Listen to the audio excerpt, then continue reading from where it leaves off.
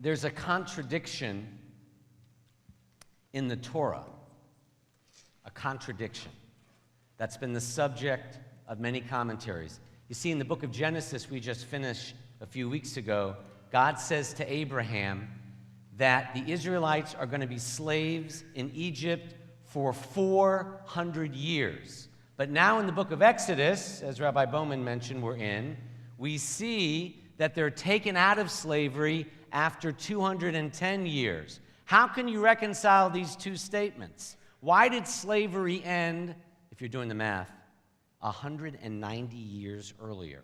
Many different explanations given. My favorite for this weekend is that God saw that it was an emergency because our Jewish ancestors had reached the lowest stage of exile. So God had to intervene, get us out. What's the lowest stage of exile? God said, and I quote, "I must take the Israelites out now because they've reached the lowest stage of exile." They've gotten used to slavery. They've gotten used to it. They've become too patient, too compliant. They've gotten accustomed to it. They no longer see anything wrong with it. They no longer even realize that they're in exile. So the lowest stage of exile is when you think that that is the way it always was, and that's the way it always has to be. The greatest tragedy of our time is not that there are more problems than ever before. That's not the tragedy of our time. There have always been big problems. This yad is about a civil war that almost ripped our nation and did rip it apart. The greatest tragedy is that we're no longer as bothered by the problems around us. It's not just that people are reading computers, as we heard the phone. It's not just that people are reading flat screens instead of newspapers. People are becoming like flat TVs. People are becoming like computer screens. When we become numb to the suffering around us, the poverty and death, even something as simple as the blight in our cities, we reach the lowest state of exile. All you participating in Nifty So, get ready for a surprise, because my sermon is about the surprise that you will be doing as the weekend unfolds. We're commanded as Jews not to be indifferent. If I asked you what's the opposite of hate, you'd probably shout love, but that's not the opposite of hate. The opposite of hate is not love. It's indifference to hate. Indifference is the enemy. Indifference to evil. Indifference to the suffering of others. Indifference to neighbors and total strangers who need our helping hands. I think it's most fitting that a youth conclave is happening in Memphis, Tennessee on King Weekend, because King Weekend in January is a popular weekend when I lived out in LA for people going skiing, or here in Memphis, people go to the lake, or people go to the beach. Nothing wrong with that. But for those of us who stay in Memphis, it's a religious holiday, as I witnessed this week at the National Civil Rights Museum, where our youth will be going, where I'll be again on Sunday and Monday with youth from all over the globe. Why is it most fitting for youth? Why is it most fitting for youth to observe King Day at a historic site like the Lorraine Motel where he died? Here's what most people don't think about. The civil rights movement was a youth movement.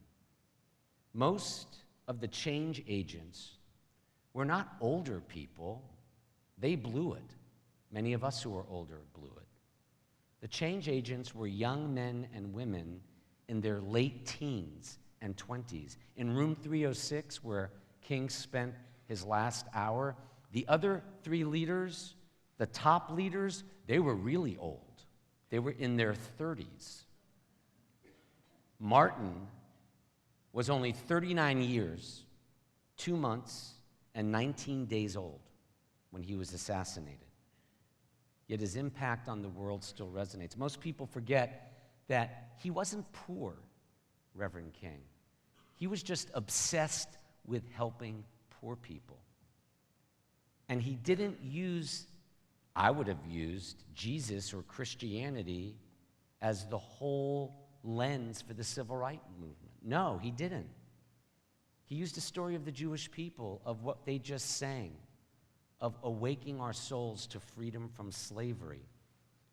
Here was the youngest Nobel Prize winner in history at the time, with an earned PhD in theology, oratorical skills off the charts, offers to become a member of the boards of major companies. He could have been a college president. He could have been an ambassador. He was set up for the rest of his life financially, and instead, he died defending garbage workers on a balcony in Memphis, Tennessee. These impoverished and underpaid garbage workers only asked for a 10-cent raise. They were denied. So he came here, as Rabbi Bowman said. And when he was warned not to come here because of the death threats, do you know what he replied? The question is not what will happen to me if I help the sanitation worker. The question is what will happen to them if I do not. At a board meeting of the National Civil Rights Museum I attended many years ago, there was a young African-American minister and a friend, not more than 10 years older. If you're a senior in high school, raise your hand. All right, this minister was no older than within 10 years of your age. And he went on a tirade at this meeting about how much we still have to do to rectify racial injustice, economic disparity, social injustice in Memphis, in the South, in our country. And our board chair and one of my other rabbis, the Reverend Dr. Benjamin Hooks, let him rant. And then when the 28-year-old was done,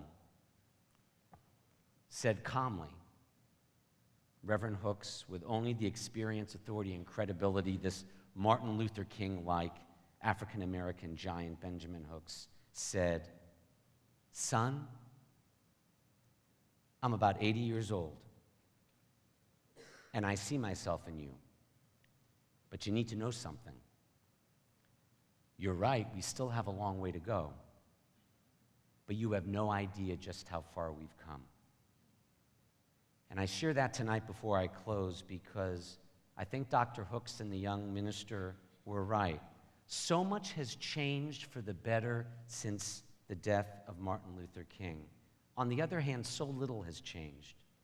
Because until we have achieved a society where everyone has an equal chance, just an equal chance, to realize his or her greatest potential, until we've reached that stage, we must never be indifferent.